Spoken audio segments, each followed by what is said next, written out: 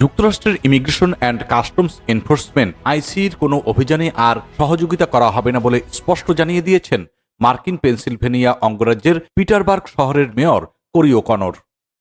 মিনেসোটার মিনিয়াপোলিসে আইসি কর্মকর্তার গুলিতে ৩৭ বছর বয়সী এক নারী, যার নাম রেনি গুড, তিনি নিহত হওয়ার পরদিনই এই অবস্থান নেন পিটারবার্গের মেয়র। স্থানীয় সংবাদ মাধ্যম কেডিকে দেওয়া এক সাক্ষাৎকারে মেয়র বলেছেন, তিনি চান না তার শহর আইসির কোনো কার্যক্রমে যুক্ত থাকুক। এছাড়া ওই ঘটনাকে মর্মান্তিক ট্র্যাজেডি হিসেবে উল্লেখ করে মেয়র ও'কনর বলেছেন, পিটসবার্গ একটি অভিবাসন বান্ধব শহর হিসেবে পরিচিতি পেতে চায়। মেয়রের ভাষায়, আপনি যদি কোনো অন্য দেশ থেকে এসে থাকেন, আমরা চাই পিটারবার্গে হোক আপনার নতুন ঘর। আমরা চাই মানুষ এখানে স্বাগত বোধ করুক। আমাদের শহরের জনসংখ্যা বাড়াতে হলে নতুন মানুষদের এখানে আসা খুবই গুরুত্বপূর্ণ। ডেমোক্র্যাট দলের এই মেয়রের বক্তব্যে তীব্র প্রতিক্রিয়া জানিয়েছে পিটারবার্গ রিপাবলিকান কমিটি। দলের চেয়ারম্যান ম্যাককালাম বলেছেন, ফেডারেল আইন উপেক্ষা করার কোনো সুযোগই নেই। তিনি আরও বলেন, এটা একেবারেই অযৌক্তিক।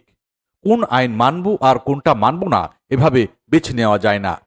রিপাবলিকান কমিটি স্বীকার করে যে মিনিয়াপোলিসে নারীর মৃত্যু একটি দুঃখজনক ঘটনা।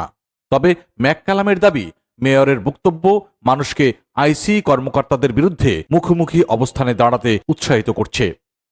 তিনি আরও বলেন, গত বছর পিটসবার্গ এলাকায় একজন অবৈধ অভিবাসীর কারণে সংঘটিত এক প্রাণঘাতী হিট অ্যান্ড রান দুর্ঘটনার কথাও সবার মনে রাখা উচিত।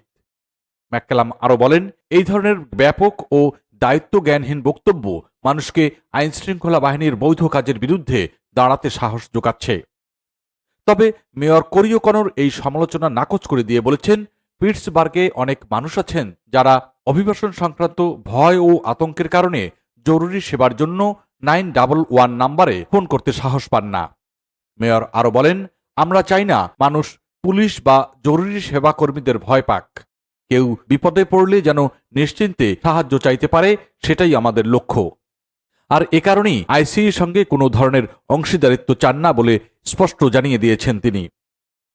এদিকে department of homeland security DSS এক বিবৃতিতে জানিয়েছে, আইসি মূলত অপরাধে জড়িত অবৈধ অভিবাসীদের লক্ষ্য করেই অভিযান পরিচালনা করে।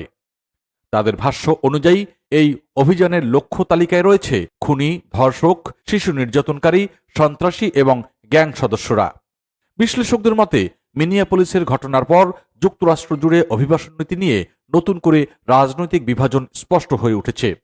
একদিকে মানবিকতা ও নিরাপত্তার প্রশ্ন, অন্যদিকে ফেডারেল আইন প্রয়োগ, এই দুয়ের মধ্যে ভারসাম্য নিয়েই এখন চলছে তুমুল বিতর্ক।